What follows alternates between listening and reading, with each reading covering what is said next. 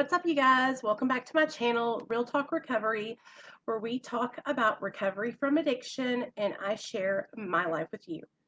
My name is Nicole and I'm an addict, and my sobriety date is July 13th of 2015, and I am currently utilizing medically assisted treatment. I am on 4 milligrams of Suboxone and currently working towards tapering lower. I will be dropping down to 2 milligrams in February. So, yesterday I uploaded a video about how Suboxone helped save my life. But before I get into that, hey Big Lance, hey Deidre, hey Cindy, hey Misty. Before I get into that, you guys, I want to ask you really fast, please give this video a thumbs up. Don't forget to subscribe to my YouTube channel. If you have friends that need support, or maybe somebody that you know is on medically assisted treatment and they're like really struggling with being judged for being on maintenance medication and they don't have recovery support, let them know that Real Talk Recovery here on my channel every Friday night at 7 p.m. Central Standard Time. I facilitate a medically assisted recovery anonymous meeting. Okay, not only do I facilitate that meeting, but it's also approved through marainternational.org. So, you know, it's a meeting that I worked really hard on getting approval from Mara to be allowed to facilitate these kind of meetings. All right, so it's approved by Mara, and it's a non-judgment. Our code is non-judgment, okay? All we are about is recovering from an unhealthy lifestyle, okay? Whatever that may mean for you, there's absolutely no judgment involved. It doesn't matter if you're on Suboxone, it doesn't matter if you're on methadone, Vivitrol, Sublocade, whatever medication that you're using that is prescribed to you by your doctor that is to aid in the recovery from your addiction, that is fine, and we support you in that, and we want you to succeed in your recovery. Okay, girl, you see my eyeshadow? You guys, this eyeshadow is literally like this mossy green color with this like limey green pop in the middle. I hope you guys like it. So I worked really hard to be able to do that for you guys, because I'm very passionate about all-inclusive recovery, especially including medically assisted treatment, because there's too many people out there that want to judge other people for their pathway to recovery, and that's dangerous. And judgment kills, you guys. It's dangerous, it's irresponsible, and we're not about that life here on Real Talk Recovery, okay? We're about meeting the addict where they're at, supporting them through whatever they're going through, and finding what works best for the individual person. Okay, not everyone is going to get recovery the same way someone else does. All right, and some people need medication to succeed, and there is nothing wrong with that. Okay, someone who's not on Suboxone isn't better than someone who is on Suboxone, and someone who is on Suboxone isn't better than someone who isn't on Suboxone. It's just two different pathways, two separate situations, and everyone's circumstances are different. You know, if you're ready and you're willing to make a change in your life and you want to get clean and sober, it doesn't matter what way you do it, okay? Maintenance medication is it's an amazing tool, you guys, and it can save your life. And if you're being judged by somebody because you want to get on maintenance or because you're already on maintenance, that's not someone that you need in your life. All right, you need someone in your life that is going to support you, okay? That's going to encourage you to do whatever it takes to get on the right path. All right? All right. Okay, what's up, Leah? What's up, everybody? Thanks everybody for coming to the live stream tonight. Okay, so I have been reading you guys' comments. I have been seeing you guys' asking questions. Hey Leonard, hey Derek, what's up, you guys? Thanks for being here. I really appreciate it. So I've seen you guys' questions, and I have gotten this question over and over and over and again, and it's about Suboxone and your libido, Suboxone and your sex drive. What's up, Dago Viking? Hey guys, I'm so glad you guys are here. So, okay. Now, disclaimer. I am not a doctor. I am not a counselor. I am not a therapist. I am not a I'm not any kind of medical professional, okay? I am an addict in recovery that has personal experience being on medication assisted treatment. I've been on Suboxone for 4 years, okay? My highest dose was 12 milligrams. I'm down to 4 milligrams, all right? I have asked so many questions. I have looked up so many things. I have done my research. I asked my doctor. I talked to Dr. B about this, everything, okay? So, sex drive and Suboxone. Now, I can tell you this. On the back of, okay, you know when you get that piece of paper from the pharmacy and it tells you all the side effects that Suboxone causes? Um, I don't know. Let's look it up real fast. I'm not sure if it says anything about your libido being affected, but I can tell you guys my personal experience with Suboxone and Libido is that my sex drive has been greatly affected. Okay. Um, okay. So this is going to get real personal. This is going to get real grown-up talk. Okay, you guys. So if you can't handle grown-up talk, we're talking about sex. We're talking about men and women. We're talking about penises and vaginas. Okay. So if you can't handle it, exit the building. All right.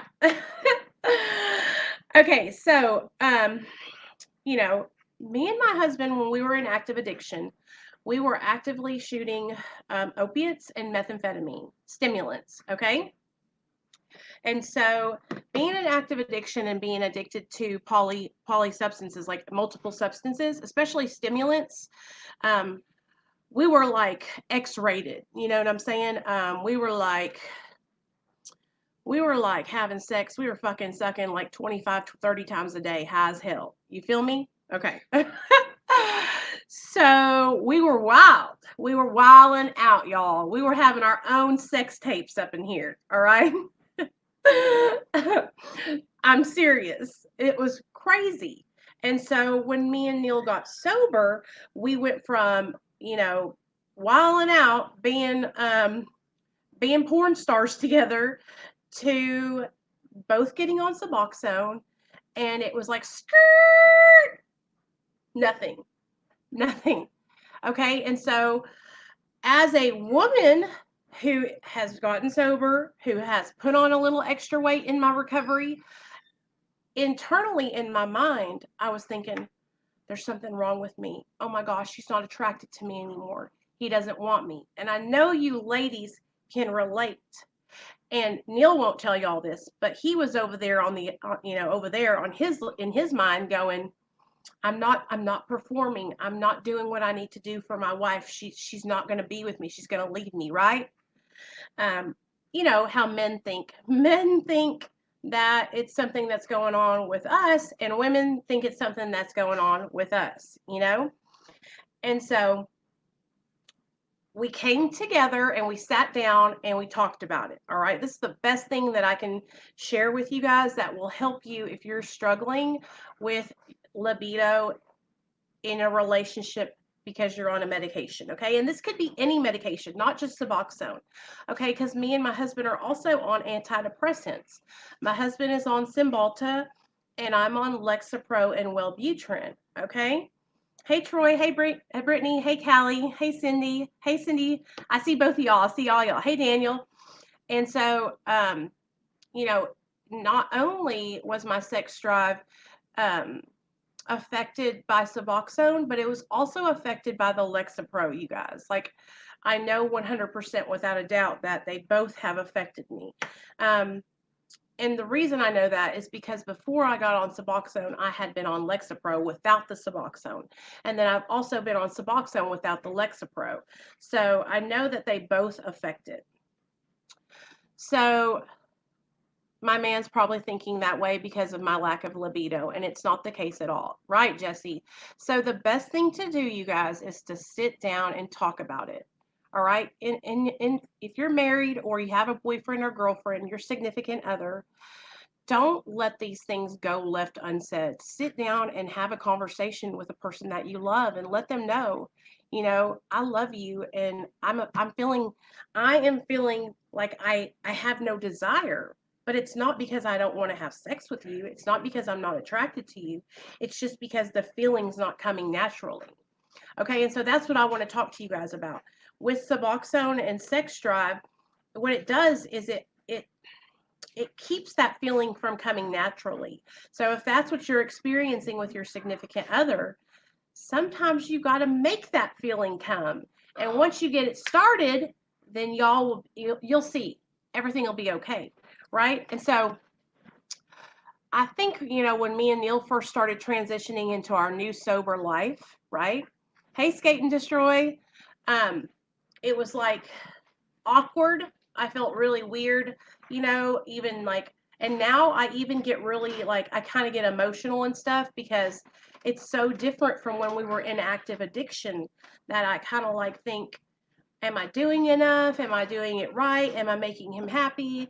And it's because I feel like, when I was in my active addiction, I was such a wild child, and now the only way I can explain it to you guys is that it's all new, okay? And learning how to make love to your husband or your wife sober, it's really new. It's like I've never had sex sober before until now,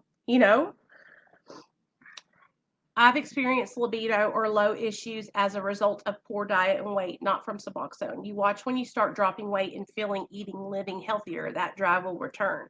And even before I put on extra weight, it was just like, I don't know if it's just like, it's because it's both of us, because my husband is skinny he's skinny. So we both are going through it at the same time together. But, I could tell you this, since I've started going down on my dose, my sex drive has started to increase and it's coming back.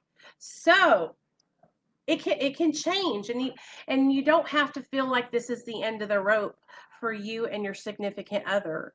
I'm telling you guys, the best advice I can give you is to talk. Communicate with your significant other. Let them know how you're feeling. One of my biggest fears when I got sober with my husband was that he wasn't going to love me anymore sober, and that we weren't going to be together because we got clean and I wasn't fun anymore, right? Your body stops producing natural testosterone after the age of 30. Really? I did not know that. Hey, thank you all so much. Oh, congratulations on having a boy, Cindy. I'm so happy. My last dose change had me all out of whack. Took a couple of weeks to get back to normal. Yeah, Merc. Maybe try the blue pill. Not addictive. I've tried it. Don't need it, but I would take it. Oh, well, everything. Okay, so here's the thing, you guys. So with my husband, for women, it's different for men. Okay, so with my husband, all I got to do is like say the words and look at him, and he's like, okay, let's do it. You know what I mean? But for a woman, it's different. It's not like you guys, okay, so a woman is internal, right? And a man is external. And so y'all's package is on the outside. It's like the wind could blow and you guys are pumped up and ready to go. But for a woman, it's a more of an emotional connection, right? And so for me, like I have to get through it in my head and initiate that, and then it can happen. Do you know what I'm saying? What's Brooks's mom's number? Sorry, he says chicken pizza, but I don't know.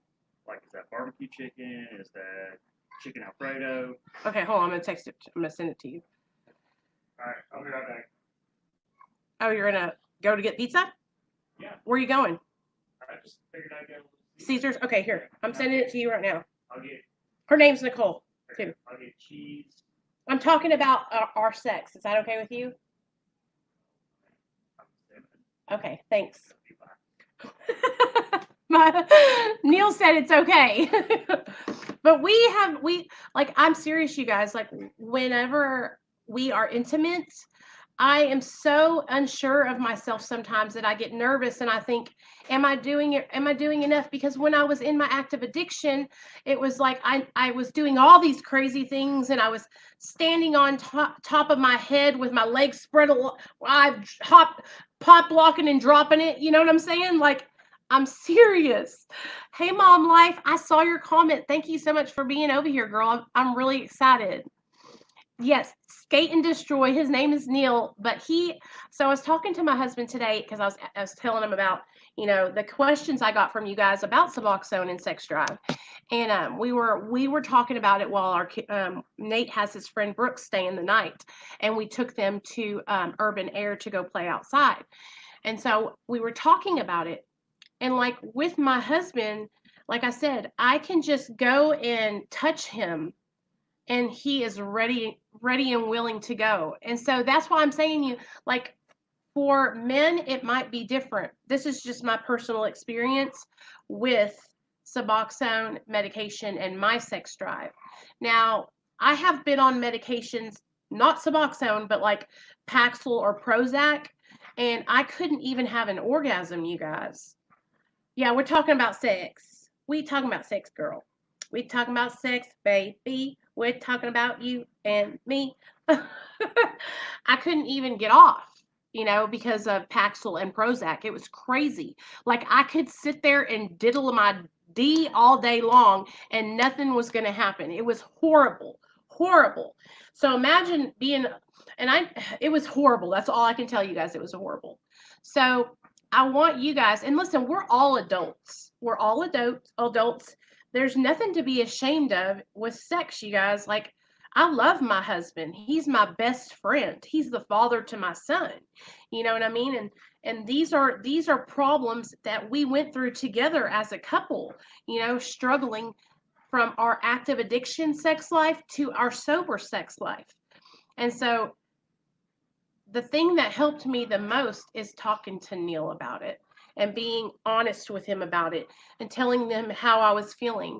And I can tell you that it's just that the urge to have sex doesn't come naturally anymore to me. Like, I have to plan sexy time. Do y'all know what I mean? Now, since I've gone down on my dose, I have started to get horny again. Just going to say it like it is.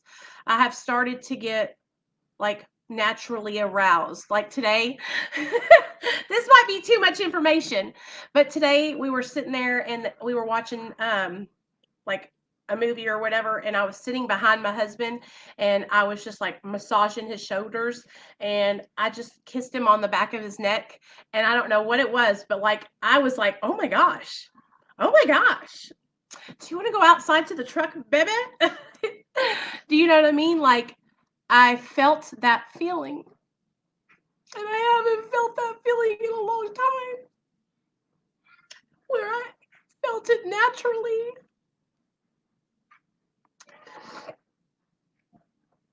And so,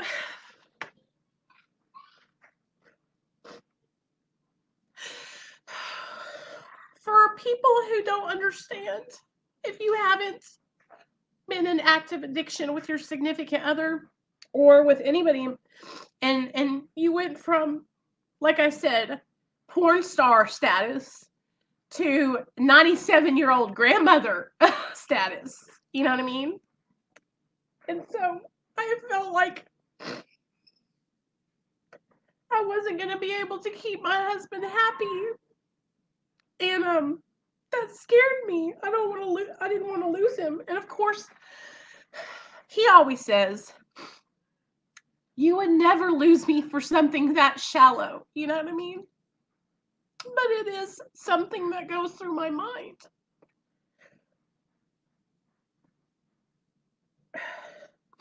My wife is so understanding, and we are able to talk about anything. We are legitimately best friends. That plays a huge role in my continued sobriety, even though she doesn't come from addiction. Daniel, I'm so grateful for Neil, because that's how we are. Like, I can talk to him about anything. And Jesse, I feel like what happened to me was after about after about my 3rd year on Suboxone,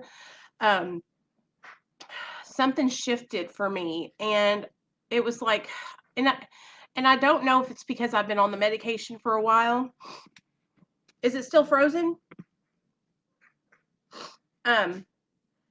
Or if it's something going on inside of me, like maybe a depression. And I don't feel depressed, but it's like it's a it's a fear of the unknown.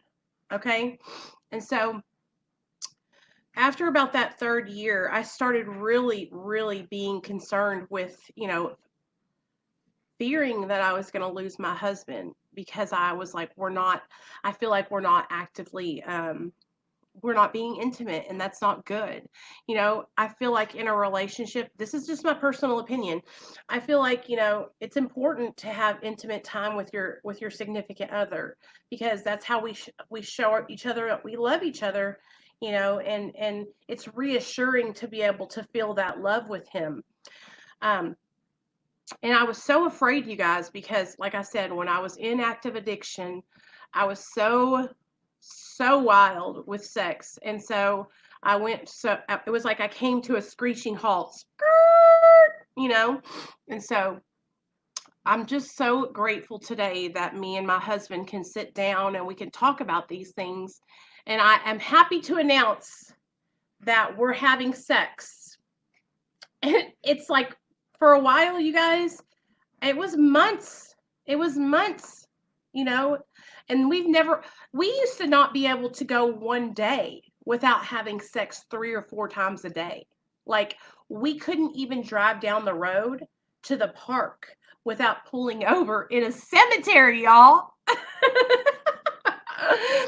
um, what happened, Amy? What's wrong? It's okay, Callie. Right. So, and I also think this is part of me and my husband growing in our relationship together. You know what I mean? So it's good. It's good. And I'm happy that we're making progress through this time. But Jesse, this video is specifically for you, okay? I really was going through a hard time, and I was afraid, because I was like, I couldn't feel that feeling naturally. But I promise you that since I've started tapering down, has really helped me. Now, you know what might also help? Like Daniel was saying, exercise, diet, drinking plenty of water, getting out and getting in the fresh air. All these things can help you with your sex drive. Talking to your doctor, seeing if there's other medications that you're taking that could be affecting it. Your depression, if you have anxiety, all those things can play a part in your libido. So you are not alone, okay? My husband is now on it, but sex drive is normal. It it is his 1st year on it still, though. Oh, hey, so his is normal, Ashley. That's good. I'm so glad to hear that. Like, seriously, and it could be different for everyone. And I want you guys to know, like, I'm not saying that, Suboxone is going to make you not want to have sex. You could be fine.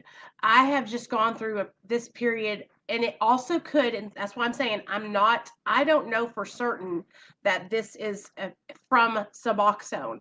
It could be because of, like I said, me being newly sober, me and my husband getting sober together, our relationship and our communication.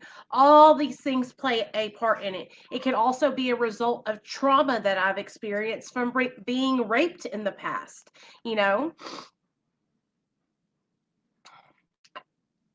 Oh, you're welcome, Jesse. Anytime, girl. I saw your comment and I wanted to make sure that I talked about it, because I know it can feel like you're all alone. In active addiction, sex is stimulated by the drugs, and taper meds can slow the libido as well as other meds. Yes, OG. What's up? How are you doing?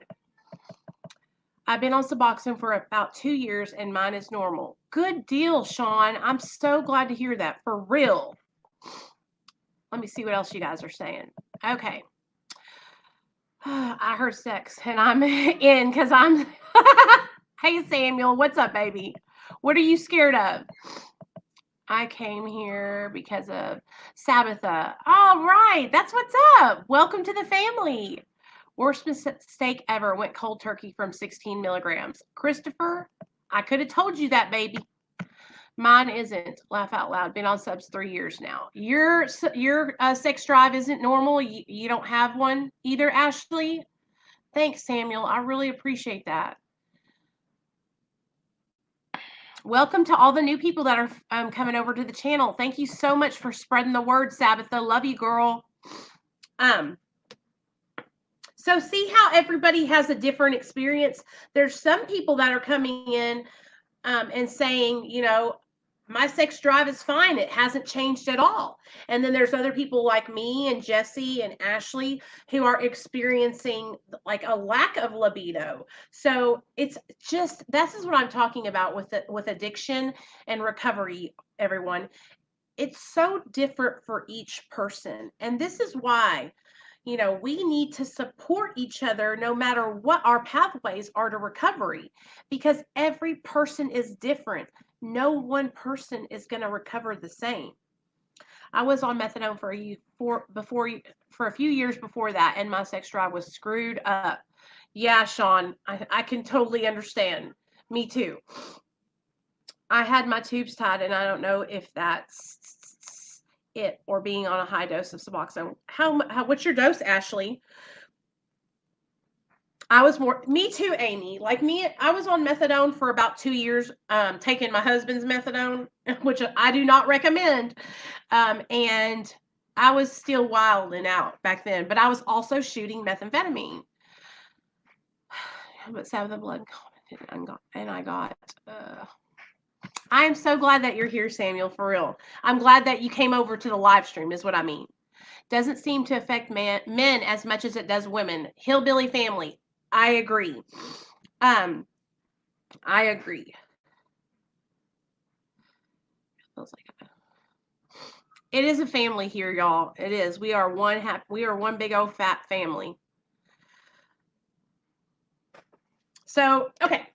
So, I just want you guys to know that it's so different for each person. And Sean, you know, I know people that are on methadone that are doing so great in their recovery. Hey, Daniel, what's up, buddy? That's why, you guys, this is what I'm talking about. I have to be very careful because I never want you guys to feel like I'm judging you. If you're on methadone, I support you. If you're on Suboxone, I support you. Whatever you're doing, I want you to know that I'm behind you and I want you to keep pushing forward, okay? We all have to we have to be a little bit more open-minded. Now, listen, I'm going to be honest with you guys. Methadone for me, I was fucked. I was abusing it. I was overtaking it. I was doing all kinds of stuff I could do to get more. And that was me though. And so that's why I want you guys to realize that every person's experience is different. Okay. And so that's why we have to think, just because me and Sean fucked up on methadone doesn't mean, you know, somebody else will. You know what I'm saying? And I've learned that having a YouTube channel and working with other people that are in recovery and that are like getting on maintenance medications, I've learned that people's bodies respond differently to each medication. You know what I'm saying? And so please just know that we support you no matter what you're doing here. We just want you to improve your life. Okay? We want you to improve your life and get away from the unhealthy lifestyle. So Ashley said she was on 24, but she's fixing to drop to 16. Okay, so let me kind of share with you guys another like misconception or misspoken thing. A lot of people misspeak, and I know it's not because they mean to, okay? I know it's by accident or just because they don't understand. All right? So 32 milligrams of Suboxone is legally the most amount that a doctor can prescribe to you, is 32 milligrams. Hey, Bethany, thanks, girl. And so, but I want you guys to know that, like, if you're on 16 milligrams, that's just what you're on, 16 milligrams. There's no such thing as, hey, I'm on a high dose of Suboxone, or hey, I'm on an extra low dose of Suboxone, because what it's all relative. It's all relative. What is high to me could be low to you, and it's all relative to how our bodies metabolize the medication. See what I'm saying? And so that's another way that we misspeak when we're speaking about maintenance medication. All right. I was on 12 milligrams. Okay. That was what I was prescribed by my doctor. I started out on 8. 8 milligrams wasn't holding me, so I jumped up to 12. And that I sat pretty at 12 for 4 years, and it did me just fine. But that I started to taper. And the reason I have started tapering, you guys, is because I felt like I wanted to try and taper and get off. Do you feel what I'm saying? I'm on 2 milligrams and I'm stuck. I can't get any lower. Hold on, let me see. Can't get any lower and been stuck like this for years. Hey, Amy. Welcome to the channel, girl. I've never seen you comment before, so welcome. Come on in, sit down, have a seat. Welcome, welcome, welcome. Okay, so you feel like you're stuck because you feel like you can't get down any lower. Okay. So I want to share something with you guys about the obsession and the way I used to take my Suboxone. It was in an obsessive, addictive way, okay? So I want to share this with you guys. What's a good rate to you to wean off subs? Okay, so I got 2 questions here. Okay, to wean off subs, let's get to this first. Okay, with my doctor, all right, I am tapering 2 milligrams every quarter, okay? So that means every 3rd month I go down 2 milligrams. So, okay, I dropped down to 4 milligrams in October. No, it was November. In November. November 14th, I went down to 4 milligrams. All right.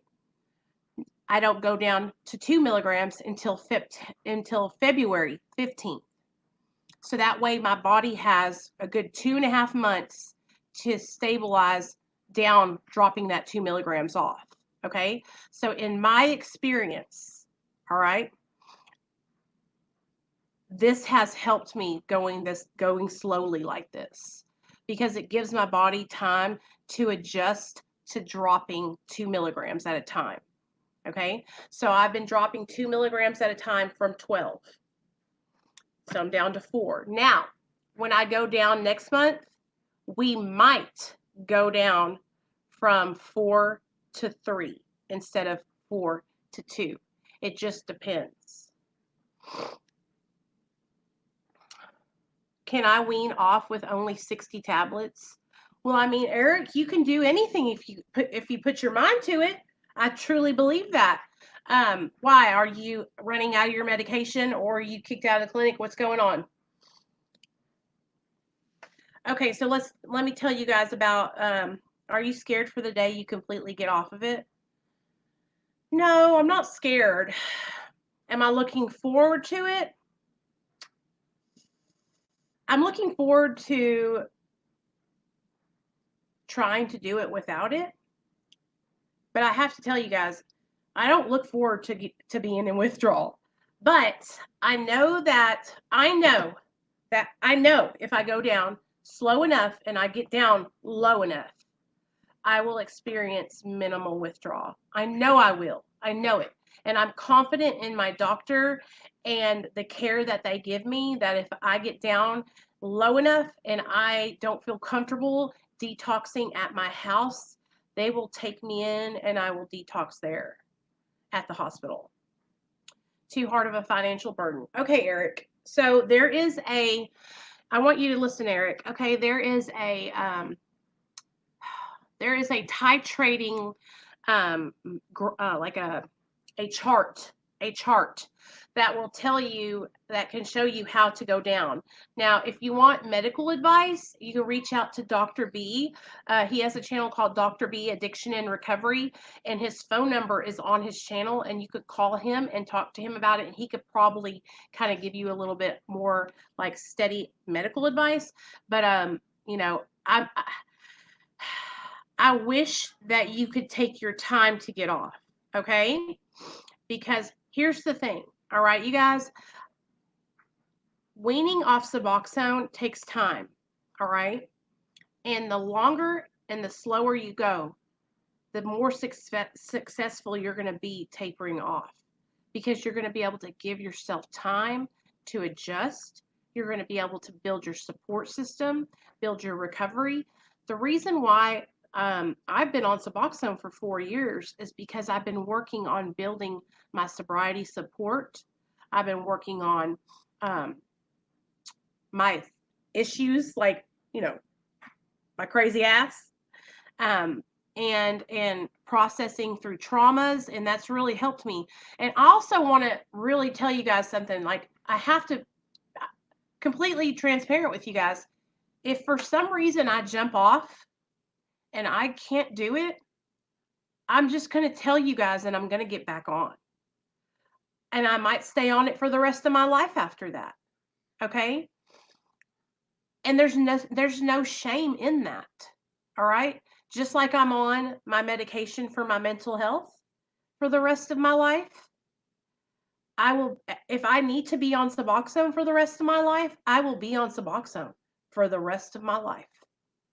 So I want to ask you guys this: for those of you that are tapering down and that you're stressed out, one, why are you tapering? Is it because you want to get off because other people are judging you? Is it because you want to get off because you can't afford it?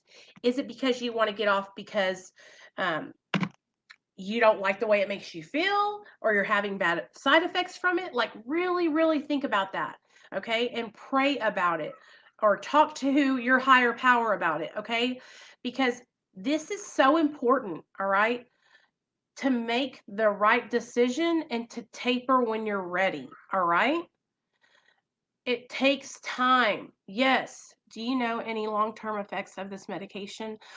I haven't, I know I don't, Eric. I've been on it for 4 years and I haven't had any bad side effects from it. Like, I have all my teeth, I have my hair, you know, I can walk and I can talk. Um, I hate it because I still have to hide it from my father. I told him I got off of it a year ago. And so, Sean, I know what you're saying, and I work with some people who are in the same situation you're in, to where they can't talk to their family about it. And this makes me upset, because you shouldn't have to hide from your family that you're on a medication that's saving your life. And if that's the reason why you're getting off, I want to tell you to please take your time and not do it yet. Take your time, okay? He worries a lot about me because I overdosed a few times when I was in active addiction. I hate making him worry. Well, Sean, he would be a lot more worried about you if you weren't on Suboxone, because then you would be even more prone to relapsing, okay? Cindy's been on Suboxone for 16 years, you guys, and she has no negative side effects. So maybe we'll have Cindy, you need to come on so you can share with everybody. My girlfriend won't say it, but I know she looks down on me. This makes me so mad to hear that. And Merck says, I've been on it 10 plus years and get blood work every 6 months. No issues. Yes, Ashley, let us know how it goes. And so here's the thing, you guys. I just want y'all to know that it's taken me every bit of 4 years to get to a place where I feel like I just might be able to get off of medication and be okay. But I want y'all to know that there's nothing wrong with being on maintenance medication if you need to be on it for the rest of your life. Just because I want to taper and I'm tapering doesn't mean anyone else needs to taper. And it doesn't mean that I look down on you because you're not tapering. All right? Please. Kind of just tired of being a slave to something. I want to be able to get up and get out of bed and go about my day without having to take this shit. Now listen, Eric, I can understand that. I can understand that. Okay? I have to share something with you guys, and this is important because there was a time where I felt chained to my medication, and it was because I was still stuck in the obsession. I was obsessed about when I took my medication, how I took my medication, what time I took my medication. And I want you guys to know I worked really hard And I don't even, some days I wake up and I forget to take my medication. Okay. And so it's been a process of me like working and learning how to not obsess over Suboxone, because that's what started happening to me. It was just like having an addiction to some other substance, is that I was thinking about it all the time. Okay. And so through therapy and just like working with other people, I've gotten to this place where I'm not obsessing over my medication anymore. Okay. So that has really helped me a lot. Now, I know that if I don't take it by the end of the day, usually I don't feel anything. If I skip a day by accident because I don't remember, I can't even tell. Honestly, I've never skipped 2 days in a row. I've only missed one day, and it was because I woke up that morning, I went to work, I forgot, and then by the time I came home, I passed out. I was tired. You know what I mean? Bethany, that's good that you have your mom. So anyway, I just want you guys to know that here on this channel, like medically assisted treatment support, we got you. Well, I support you guys. I'm never going to judge you. I don't want you guys to ever feel pressured to do anything just because I'm doing it. And the only reason, you guys, the reason why I started tapering at first was because I felt a lot of pressure. I felt a lot of pressure from other people in the recovery community because I felt judged all the time. I felt like people didn't take me seriously. I felt like people thought because I was on Suboxone that I wasn't sober. And so I was like, you know what? I'm going to show everyone and I'm going to get off of it and I'm going to show them, right? Well, in the process of me working on my taper, I finally came to this conclusion that I don't give a damn what anyone thinks. And the moment I started changing the way I thought about what other people thought about my sobriety, I started working on having this platform where we can support people in their journey on maintenance medication. I'm going to tell you guys this. I feel free. I feel free. Like I can, if I want to get off Suboxone, I'll get off Suboxone. If I don't want to get off Suboxone, I won't get off Suboxone. You know what I'm saying? Like I finally feel like I'm making this decision for me. At first, it wasn't for me. It was because I was ashamed. It was because I was embarrassed. I'm on a morphine taper, and I would love to talk with you if you ever wanted. Sure, OG, sure. Gotta go, but thanks for responding so quickly to my request. Yeah, girl, you got it. Talk to you later, Jesse. Hey, Sandra, I hadn't seen you around, girl. So let me.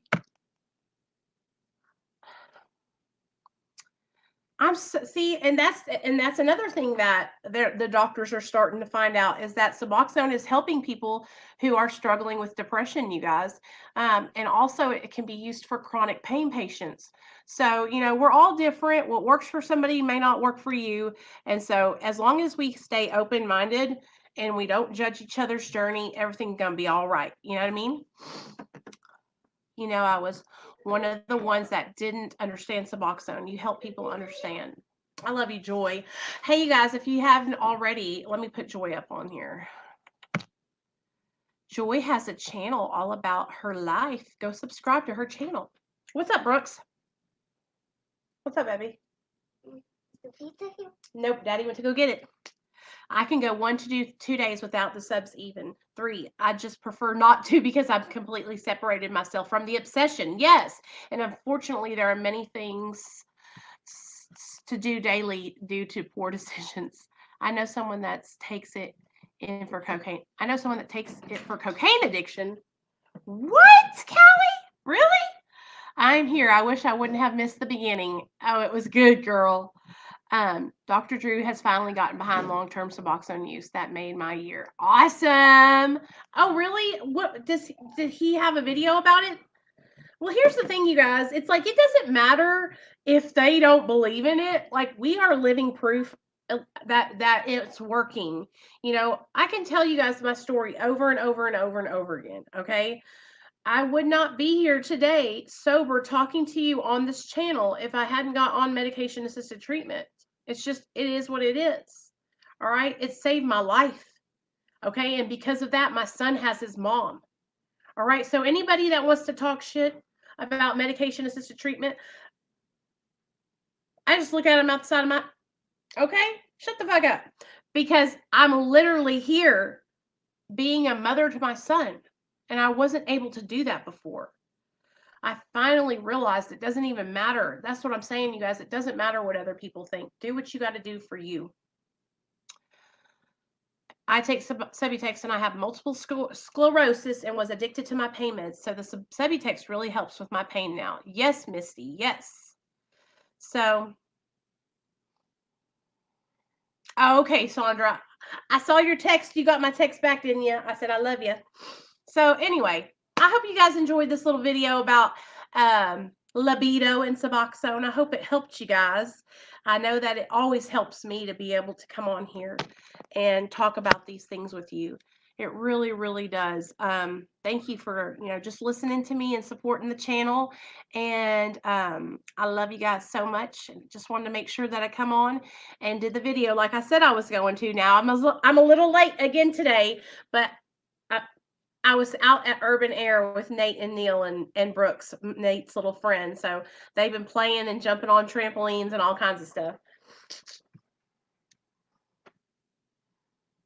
Okay, so let me give you guys, for those of you guys that are new, here is the Real Talk Recovery phone number. If you ever need to text me or you have any questions, comments, or concerns, there's that number.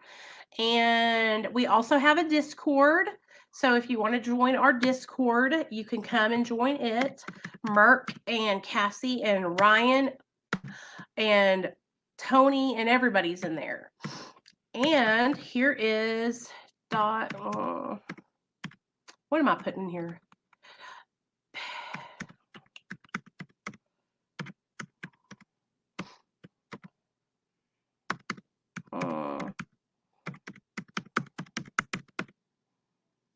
We're talking your pay, Nicole. And here is my, if you want to join Patreon, you guys, we also have a Patreon. So it's Real Talk Recovery, www.patreon.com/Real Talk Recovery. Oh yeah, OG has a channel too, you guys, and he kind of documents around, isn't that Canada you live in, OG? It's really interesting, the homeless community there and the addiction of just people on the side of the road shooting up, you guys. It breaks my freaking heart. I hate it. It makes me so sad. It really, really does, you guys. Like, I'm the kind of person that when I see somebody out that's struggling like that, like, I want to help them, but if I helped, I can barely help myself sometimes, I'm broke. So, but you guys, we're staying consistent. We're growing the channel. You guys are helping me. Every time you share my video or you tell one of your friends about it, it helps me. Thank you so, so much. So one day we're going to get there. We're going to get to the point where my channel is actually able to help me with my income. And that's going to be a huge day. And when that day happens and I'm able to make money off my channel, then I will be able to have you guys help me and work underneath me, and we can help all kinds of different people. So I have so many plans for Real Talk Recovery as just as a brand, as a helping addicts, you know what I'm saying? So you guys will be able to be underneath me and we'll be doing it together. You know what I'm saying? So I'm excited. One day, it could take 2 years. It could take 5 years. It could take 1 year. Who knows? But we'll get there. We just got to keep being consistent, keep following through. It's the same way with your sobriety. Stay consistent, follow through, remain humble, take suggestions, listen, learn.